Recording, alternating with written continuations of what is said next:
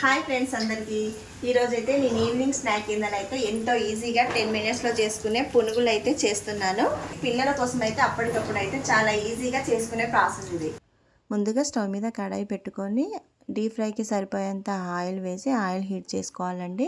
Oil heat అయ్యేలోపు మనం ఒక గిన్నె తీసుకొని అందులో 1 గ్లాస్ మైదా పిండి, 1/2 గ్లాస్ పెరుగు, సన్నగా తరిమి పెట్టుకున్న ఉల్లిపాయ ముక్కలు, 1 స్పూన్ జీలకర్ర, కొంచెం సాల్ట్, కొంచెం లైట్గా బేకింగ్ సోడా వేసి మనం కొన్ని వాటర్ యాడ్ చేసుకుంటూ బజ్జీ పిండిలా కలిపి పక్కన పెట్టుకోవాలండి. ఆయిల్ హీట్ అయిన తర్వాత అందులో చిన్న చిన్న పునుగుల మాదిరిగా ఆ పిండిని వేసుకుంటూ ఉండాలండి. నేనైతే వెంటనే కలుపుకున్నాను. టైం ఉంటే మాత్రం ఒక half an hour 1 hour before కూడా నానబెట్టి పెట్టుకుంటే ఇంకా మంచిగా వస్తాయి. చాలా సాఫ్ట్గా తయారవుతాయి అంతే.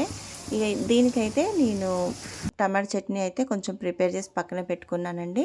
ఈ విధంగా గోల్డెన్ బ్రౌన్ కలర్ వచ్చేంత వరకు ఉంచేసి మిగతా పిండిని కూడా అన్నీ ఇదే విధంగా చేసుకొని పక్కన పెట్టుకోవాలండి.